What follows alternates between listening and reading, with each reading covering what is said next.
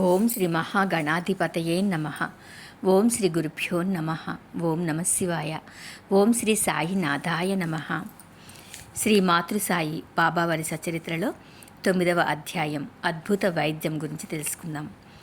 సాయిబాబా షిరిడి ప్రవేశించిన కొత్తలో తెల్లటి తలబాగా, శుభ్రమైన ధోవతి చొక్కా కట్టుకునేవారు. ఊళ్ళో ఎవరికి ఏ జబ్బు చేసినా పరీక్షించి మందులిచ్చేవారు.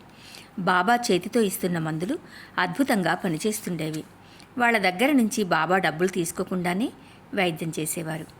అసలు బాబా దర్శనంతోనే రోగులు ఆరోగ్యవంతులయ్యేవారు. ఎటువంటి మందులు పసరులతో పని లేకుండానే గ్రుడ్డివారికి చూపు, కుంటివారికి కాళ్ళు రావడమే కాకుండా కుష్టివారు కూడా రోగ విముక్తులయ్యేవారు. ఎంతోమంది పేదలు, అనేక బాధల్లో ఉన్నవారు బాబా అనుగ్రహం వలన ఆరోగ్యవంతులయ్యేవారు. సాయి ఎప్పుడూ తన సొంతం కోసం కాకుండా ఇతరుల మేలు కొరకే పాటుపడేవారు. నిస్వార్థంగా బాబా చేసే వైద్యం వలన బాబాకు హకీం అంటే గొప్ప డాక్టరు అన్న పేరు వచ్చి వారి కీర్తి నలుమూలలా వ్యాపించి అనేక మంది బాబా వలన మేలు పొందారు. సాయిబాబా తన భక్తుల కర్మలను ధ్వంసం చేసి వారికి మేలు చేయడమే కాక ఊది ద్వారా అనేక మంది వ్యాధులను, బాధలను తగ్గించేవారని ముందటి అధ్యాయాలలో తెలుసుకున్నాం. బాబా జబ్బుకు తగిన మందు కానీ ఊది కానీ ఇచ్చి బాధను తగ్గించడమే కాకుండా ఒక్కొక్కసారి అద్భుత వైద్యం చేసేవారు. ఆ అద్భుత వైద్యం ఏమిటో, దాని వలన భక్తులకు జరిగిన మేలేమిటో ఇప్పుడు తెలుసుకుందాం. కళ్ళవాపు. ఒకసారి షిరిడీలో ఒక అతనికి 2 కళ్ళు బాగా వాచిపోయి ఎర్రబడ్డాయి. భరించలేనటువంటి బాధతో అతను కళ్ళు తెరవలేక, మూయలేక చాలా అవస్థపడుతున్నాడు. వాపు, ఎర్రదనం వలన కళ్ళు మంటలుగా ఉండి కళ్ళలో నుంచి నీళ్లు కారుతున్నాయి. అతని బాధను చూడలేని అతని బంధువులు డాక్టర్ దగ్గరకు తీసుకువెళ్లాలని ప్రయత్నించారు. కానీ వాళ్లకు డాక్టర్ దొరకలేదు. ఇది బాబా షిరిడీకి వచ్చిన కొత్తలో జరిగిన సంగతి. అప్పటికి ఇంకా వాళ్లకు బాబా వైద్యుడన్న సంగతి తెలీదు. ఎవరి ద్వారానో ఈ సంగతి తెలిసి వేరే ఏ డాక్టరు లేకపోవడం వల్ల బాబా దగ్గరకు తీసుకుని వచ్చారు. అప్పుడు బాబా అతని కళ్ళను పరీక్షించి 2 నల్ల జీడి గింజలను నూరి 2 మాత్రలుగా చేసి ఒక్కొక్క కంటిలోనూ ఒక్కొక్క మాత్రను పెట్టి బట్టతో కళ్ళను కట్టేశారు. సాధారణంగా ఇలా కళ్ళు ఎర్రబడి వాచినప్పుడు ఆవు పాలు, అంజనము, కర్పూరము వేసి ఏ డాక్టర్ అయినా వైద్యం చేస్తాడు. మరి బాబా చేసిన వైద్యం చూశాంగా. అలా జీడి గింజలను నూరి కళ్ళలో పెట్టినప్పుడు ఎంతో సున్నితమైన కళ్ళు అస్సలు మండనే లేదు. అతనిని మళ్ళీ మర్నాడు తన దగ్గరకు తీసుకువస్తే కట్లు విప్పుతానని బాబా చెప్పారు. మర్నాడు అతను రాగానే బాబా కట్లను విప్పి 2 కళ్ళలోనూ ధారగా నీరు పోశారు. అంతే, కళ్ళలోని పుసి, ఎరుపు, వాపు అన్నీ తగ్గిపోయి కళ్ళు తెల్లబడి శుభ్రమయ్యాయి. మరి ఆవు పాలు, కర్పూరం పెట్టాల్సిన కళ్ళకు జీడి గింజలు పెడితే కళ్ళు మండటానికి బదులు జబ్బు తగ్గడం అంటే ఇది వింత వైద్యమే కదా. ఈ సంఘటనతో బాబా పేరు షిరిడీలో మారుమ్రోగిపోయి ఇక ప్రతి ఒక్కరూ ఏ చిన్న జబ్బైనా సరే బాబా దగ్గరకు వచ్చి తగ్గించుకోవటం ప్రారంభించారు. ఇలాంటివే ఇంకొన్ని కథలు ఇప్పుడు తెలుసుకుందాం. బాలాగణపతి షింపి. బాలాగణపతి షింపి బాబాకు మంచి భక్తుడు. ఒకసారి అతనికి మలేరియా జ్వరం వచ్చింది. ఎన్నో రకాల కషాయాలు, మందులు వాడినప్పటికీ అతని జ్వరం కొంచెమైనా తగ్గలేదు. చేసేదేమీ లేక అతను షిరిడీ పరిగెత్తుకు వెళ్ళి తానేం పాపం చేశానని, ఈ చలిజ్వరం తనకు తగ్గడం లేదోనని, ఎన్ని మందులు, కషాయాలు తాగినా లాభం లేకుండా ఉందని, బాబానే ఏదైనా దారి చూపించి తన జ్వరం తగ్గించాలని ఎంతో వినయంగా బాబాను వేడుకున్నాడు. అప్పుడు బాబా అతనితో లక్ష్మీ మందిరం దగ్గరున్న నల్ల కుక్కకు పెరుగన్నం కలిపి పెట్టమని చెప్పారు. షింపీకి జ్వరం వస్తే నల్ల కుక్కకు పెరుగన్నం పెట్టడం ఏమిటి? దానివల్ల జబ్బు తగ్గుతుందని చెప్పడం ఏమిటి? సరే, జరిగిందేంటో చూద్దాం. షింపీ వేరొక ఊరు నుంచి షిరిడి వచ్చి ఎవరో ఇంట్లో దిగాడు. ఆ ఇంట్లో ఆ సమయానికి అన్నం, పెరుగు 2 ఉన్నాయో లేదో కూడా అతనికి తెలియదు. ఒకవేళ ఆ 2 ఉన్నా లక్ష్మీ మందిరం దగ్గర నల్లకుక్క దొరకాలి కదా. షింపి ఇవన్నీ ఆలోచించుకుంటూ మసీదు నుంచి తన బస్సుకు వెళ్ళాడు. ఆ ఇంట్లో ఆ సమయానికి 2 ఉన్నాయి. షింపి అప్పుడు పెరుగన్నం తీసుకుని లక్ష్మీ మందిరం దగ్గరికి వచ్చేసరికి ఒక నల్ల కుక్క అక్కడ సిద్ధంగా ఉంది. షింపి ఆ కుక్కకు అన్నం పెట్టగానే అది తోకాడిస్తూ అన్నమంతా తినేసింది. అంతే, అప్పటి నుంచి బాలాగణపతి షింపి మలేరియా జబ్బు మాయమైపోయింది. ఇక బాపు సాహెబ్ బూటి. ఒకసారి బాపు సాహెబ్ బూటి జిగట విరేచనాలతోనూ వాంతులతోనూ చాలా బాధపడుతున్నాడు. అతని అలమార నిండా మంచి మంచి మందులు చాలానే ఉన్నాయి, కానీ అవేవీ అతనికి పనిచేయలేదు. విరేచనాల వల్లను వాంతుల వల్లను బూటి బాగా నీరసపడ్డాడు. అతనికి బాబా దర్శనానికి మసీదుకు వెళ్లే ఓపిక లేకుండా పోయింది. చూసి చూసి బాబానే అతనిని రమ్మని కబురు చేశారు. బూటి ద్వారకామాయికి రాగానే బాబా అతనిని తన ముందర కూర్చోపెట్టుకుని తన చూపుడు వేలాడిస్తూ బూటితో, జాగ్రత్త, నువ్విక విరోచనం చేయకూడదు, నీ వాంతులు కూడా ఆగిపోవాలని అన్నారు. అంతే, ఆ క్షణం నుంచే 2 జబ్బులు పారిపోయి బూటి బాధ తగ్గింది. బాబా మాటకున్న శక్తి అంత మహత్తరమైనది. ఇక కలరా. ఇంకొకసారి బాపు సాహెబ్ బూటికి కలరా వచ్చింది. విపరీతమైన దాహంతో అతను చాలా బాధపడుతున్నాడు. డాక్టర్ పిళ్ళే ఎన్ని రకాల మందులిచ్చినా అతని కలరా తగ్గలేదు. అతని దాహం తీరడం లేదు. దీనితో బాగా నీరసించిపోయిన బూటి ఇక లాభం లేదనుకుని బాబా దగ్గరకు పరిగెత్తుకు వెళ్ళి ఏ మందు వేసుకుంటే కలరా, తన దాహము తీరతాయని బాబాని అడిగాడు. అప్పుడు బాబా అతనికి బాదాం పప్పు, పిస్తా, ఆక్రోటు నానబెట్టి పాలు పంచదారలో ఉడికించి తీసుకుంటే జబ్బు తగ్గుతుందని చెప్పారు. బాబా చెప్పిన ఈ పదార్థాలన్నీ జబ్బును పెంచేవే కానీ తగ్గించేవి కావని ఏ డాక్టర్ అయినా చెబుతాడు. కానీ బూటి బాబా మీదున్న తనకున్న నమ్మకంతో పాలతో వాటిని తయారు చేసి దానిని తీసుకున్నాడు. విచిత్రంగా జబ్బు వెంటనే తగ్గిపోయింది. బూటి నమ్మకం స్థిరపడింది. ఇక ఆళంది స్వామి. ఆళంది నుంచి ఒక సన్యాసి బాబా దర్శనానికి షిరిడి వచ్చాడు. అతనికి చెవిపోటు ఉండటం వలన షిరిడీకి రాకముందే ఆపరేషన్ చేయించుకున్నాడు. అయినా అతని బాధ తగ్గలేదు. బాధ ఎక్కువగా ఉండడం వలన అతనికి రాత్రిళ్ళు నిద్ర కూడా పట్టడం లేదు. బాబా దర్శనానికి వచ్చినప్పుడు తన చెవిపోటు తగ్గడానికి బాబాని ఏమైనా చేయమని శ్యామ ద్వారా అడిగించాడు. అప్పుడు సాయి ఆ సన్యాసితో చెవిపోటు వివరాలేవీ అడగకుండానే అల్లా అచ్చా కరేగా, అంటే భగవంతుడు నీకు మేలు చేస్తాడు అన్నారు. బాబా ఆశీర్వాదం అందుకున్న తర్వాత ఆ సన్యాసి పూనాకు వెళ్ళి వారం రోజుల తర్వాత షిరిడీకి తన చెవిపోటు తగ్గిపోయిందని, కానీ ఇంకా వాపు తగ్గలేదని ఉత్తరం రాశాడు. కొద్ది రోజుల తర్వాత ఆ సన్యాసి బొంబాయి వెళ్ళి వాపు తగ్గడానికి ఆపరేషన్ చేయించుకోవాలనుకున్నాడు. అతని చెవి పరీక్షించిన డాక్టర్లు అతనికి ఆపరేషన్ అవసరం లేదని చెప్పారు. బాబా పలికిన ఒక్క పలుకు ఆపరేషన్ అవసరాన్నే తీసేసిందని ఆ సన్యాసి ఆనందించాడు. ఇక దత్తోపంతు. హార్దాలో ఉండే దత్తోపంతు 14 సంవత్సరాల నుండి కడుపు నొప్పితో బాధపడుతున్నాడు. అన్ని సంవత్సరాల నుంచి ఎన్ని రకాల మందులు వాడినా అతనికి కొంచెం కూడా గుణమివ్వలేదు. బాబా తన దృష్టితోనూ వాక్కుతోనూ జబ్బులను తగ్గిస్తారని బాబా కీర్తిని విన్నాడు. అందుకే అతను షిరిడీ వచ్చి బాబా పాదాల మీద పడి 14 సంవత్సరాల నుంచి ఈ జబ్బుతో బాధపడుతున్నానని, ఏ మందు తన జబ్బును తగ్గించలేకపోయిందని, ఇక ఈ బాధను భరించే శక్తి తనకు లేదని చెప్పాడు.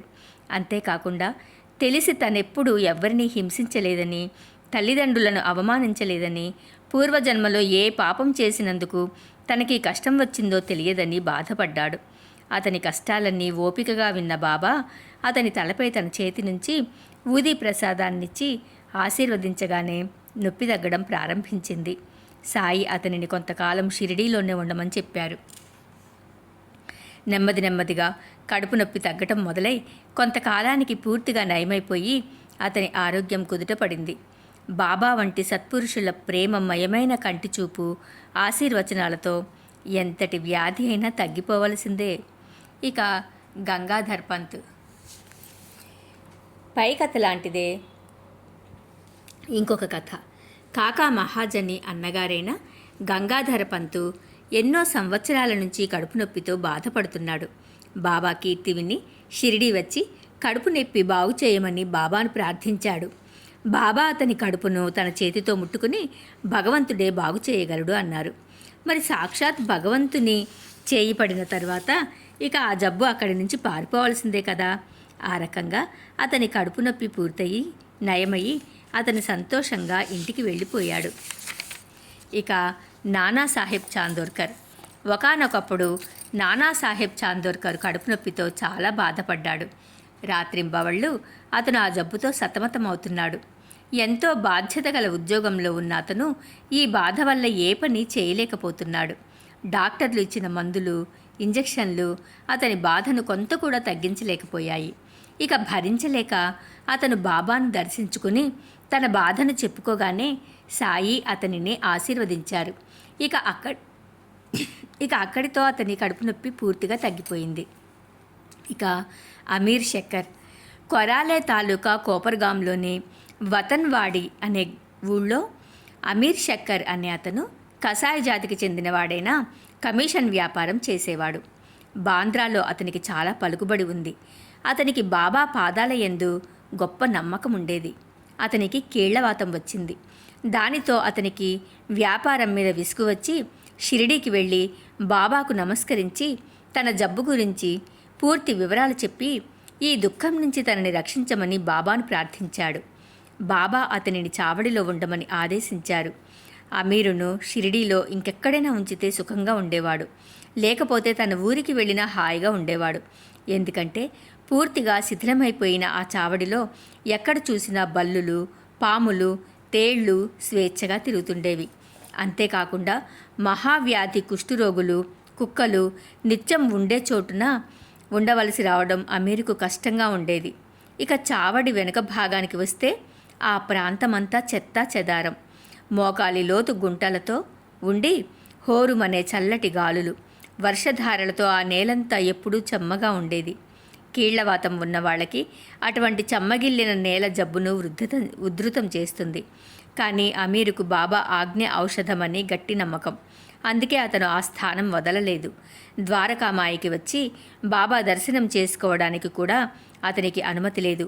అయినప్పటికీ రోజు ఉదయం బాబా చావడి మీదుగా భిక్షకు వెళ్ళేటప్పుడు, సాయంకాలం చావడి ఎదురుగా నిలబడినప్పుడు బూటీవాడ చివరి వరకు వెళ్ళి భక్త సమేతంగా తిరిగి ద్వారకామాయికి వచ్చేటప్పుడు సహజంగానే ఎటువంటి ప్రయాస లేకుండా అతనికి బాబా దర్శనం లభించేది. అంతేకాకుండా రోజు విడిచి రోజు బాబా చావడిలో నిద్రించేవారు. కాబట్టి వాళ్ళిద్దరూ రాత్రిళ్ళు ఒకరితో ఒకరు సుఖంగా మాట్లాడుకునేవారు. బయట అమీరు ఉంటున్నది బందిఖానాలా కనిపించినప్పటికీ సాయిబాబా సహవాసం దక్కాలంటే ఎన్ని జన్మల పుణ్యఫలమో గదా. ఆ రకంగా అతను బాబా సాంగత్యాన్ని 9 నెలలు పూర్తిగా అనుభవించాడు. తరువాత అతనికి నెమ్మదిగా ఎటువంటి మార్పు లేని ఆ స్థలం మీద విసుగు పుట్టింది. ఎంతో నమ్మకము, భక్తి బాబా మీద ఉన్నవాడైనప్పటికీ అతను బాబా ఆజ్ఞ లేకుండా వారికి చెప్పకుండానే ఒక రాత్రికి రాత్రి కోపర్గాం పారిపోయి ఒక ధర్మశాలకు వెళ్ళాడు. అక్కడ ప్రాణాపాయ స్థితిలో ఉన్న ఒక సాధువు దాహంతో బాధపడుతూ గుక్కెడు మంచినీళ్లు పోయమని అమీర్ శక్కర్ను కోరాడు. జాలితో అమీరు అతనికి నీరు తాగించాడు. ఆ నీరు తాగగానే ఆ సాధువు చనిపోయాడు. దానితో అమీరు భయపడిపోయాడు. ఇప్పుడు అమీర్ వెళ్ళి పోలీసులకు ఆ సాధువు మరణించిన సంగతి చెప్పాడంటే మొదట సమాచారం తెచ్చినది అతనే కాబట్టి అతనిని సాధువు గురించిన సమాచారం అడుగుతారని భయపడిన అమీరు ఆ సంగతి ఎవ్వరికీ చెప్పకుండానే అక్కడి నుంచి తిరుగు ప్రయాణమయ్యాడు. బాబా ఆజ్ఞ లేకుండా షిరిడీ వదిలి తనెంత తప్పు చేశాడో తెలుసుకుని రాత్రికి రాత్రి షిరిడీ ప్రయాణమయ్యాడు. దారంతా బాబా నామజపం చేస్తూ తెల్లవారక ముందే షిరిడీ చేరి ఆపద నుంచి తప్పించుకున్నాడు. ఇక ఎప్పుడు బాబా ఆజ్ఞ మీరనని బాబాను క్షమించమని వేడుకున్నాడు. ఈ సంఘటనతో అతనికి బాబా మీద ఉన్న నమ్మకం దృఢపడింది. త్వరలోనే అతని కీళ్లవాతం పూర్తిగా నయమయ్యింది. ఇందులో బాబా అతనికి చేసిన వైద్యం ఏమైనా ఉన్నదా? కేవలం బాబా సహచర్యమే అతని జబ్బును నయం చేసింది. ఆ రకంగా అమీర్ చావడిలోనే ఉండిపోయాడు. కొన్ని రోజుల తర్వాత ఒకరోజు రాత్రి బాబా చావడిలో పడుకుని ఉన్నవారు హఠాత్తుగా లేచి అబ్దుల్తో తన పరుపు మీద ఏదో దుష్టప్రాణి వస్తోందని అరిచారు. లాంతరు తీసుకుని అబ్దుల్ పరుపు దగ్గర అంతా వెతికినా ఏమీ కనిపించలేదు. కానీ బాబా మాత్రం జాగ్రత్తగా చూడమని నేల మీద సటకాతో కొడుతూనే ఉన్నారు. అమీర్ శక్కర్కు అంతవరకు తనకు బాబాతో ఉన్న సాంగత్యం వలన బాబా మాటలు, చేసే పనుల ద్వారా బాబా భావం ఏమిటో గ్రహించగలిగేవాడు. అక్కడే ఉన్న అమీర్కు ఇప్పుడు కూడా బాబా లీలను చూసి అక్కడకు పామి వచ్చినట్లు బాబా చెబుతున్నారని అర్థమైంది. వెతికి చూసేసరికి తన దిండు దగ్గర ఏదో కదులుతున్నట్లు అనిపించి అబ్దుల్ను లాంతర్ తెమ్మని చూసేసరికి అక్కడ ఒక పాము కనిపించింది. వెంటనే దానిని చంపేశారు. ఈ రకంగా బాబా అమీర్ జబ్బు తగ్గించడమే కాకుండా అతని ప్రాణాలు కూడా సకాలంలో హెచ్చరించి కాపాడారు. ఇక బాలారాం దురంధర్. బొంబాయి దగ్గర శాంతాక్రజ్లో బాలారాం దురంధర్ ఉండేవాడు. అతను బొంబాయి హైకోర్టు లాయర్. కొన్ని రోజులు లా కాలేజీ ప్రిన్సిపాల్గా కూడా ఉన్నాడు. అతని కుటుంబ సభ్యులందరూ భక్తులు, భగవత్ చింతన కలవాళ్ళు. పఠారే ప్రభు జాతికి చెందిన దురంధర్ తన జాతికి ఎంతో సేవ చేశాడు. తరువాత అతను తన దృష్టిని భగవంతునిపైకి తిప్పాడు. దురంధర్ తమ్ముళ్ళు షిరిడీ వెళ్ళి బాబా దర్శనం చేసుకుని తిరిగి వచ్చిన తర్వాత తమ అనుభవాలను, బాబా గొప్పదనాన్ని వివరించారు. అప్పుడు వారి కుటుంబం అంతా షిరిడీ వెళ్లాలని నిర్ణయించుకుని 1912 సంవత్సరంలో షిరిడీ బయలుదేరారు. వాళ్ళు షిరిడీ వచ్చే సంగతి షిరిడీలో ఎవ్వరికీ చెప్పనప్పటికీ సర్వజ్ఞుడైన బాబా వారి రాకను గ్రహించి మసీదులో ఉన్న వాళ్లతో, ఈరోజు నా దర్బారు ప్రజలు వస్తున్నారని చెప్పారు. వాళ్ళు మసీదుకు రాగానే బాబా అక్కడున్న వాళ్లతో, వీళ్లే నేను చెప్పిన నా వాళ్ళు అని చెప్పి దురంధర్ సోదరులతో, మనం ఒకరికొకరం 60 తరాల నుంచి పరిచయం ఉన్న వాళ్ళమని చెప్పారు. వారందరూ ఎంతో వినయ విధేయతలతో బాబా పాదాలపైననే తమ దృష్టి నుంచి నమస్కరిస్తూ నిలబడిపోయారు. బాబా చూపించిన ప్రేమకు వాళ్ల మనసులు కరిగిపోయి కళ్ళ నుండి నీటిధారలు కారసాగాయి. భోజనమైన తర్వాత బాలారాం బాబా పాదాలను నొత్తుతుండగా బాబా తాను చిలుము తాగి బాలారామును కూడా తాగమని ఇచ్చారు. ఇతనికి చిలుము పీల్చడం అలవాటు లేదు. అయినా బాబా ఇచ్చారు కాబట్టి ఎంతో కష్టపడి దానిని పీల్చి తర్వాత నమస్కారాలతో బాబాకు తిరిగి ఇచ్చేశాడు. బాలారాంకు ఉబ్బస వ్యాధి ఉంది. బాబా దర్శనానికి వచ్చినతను బాబాకు ఈ సంగతి గురించి చెప్పకుండానే బాబా తన మామూలు పద్ధతిలో ఉబ్బస వ్యాధికి వ్యతిరేకమైన పొగను పీల్చమని చెప్పి అతని వ్యాధిని నయం చేశారు. అప్పటి నుంచి దురంధర్కు మళ్ళీ ఎప్పుడూ ఆయాసం రాలేదు. కానీ ఇది జరిగిన 6 సంవత్సరాలకు, అంటే 1918వ సంవత్సరంలో ఒక్కసారి అతనికి మళ్ళీ ఆయాసం వచ్చింది. అదే రోజు అదే సమయంలో బాబా సమాధి చెందారు.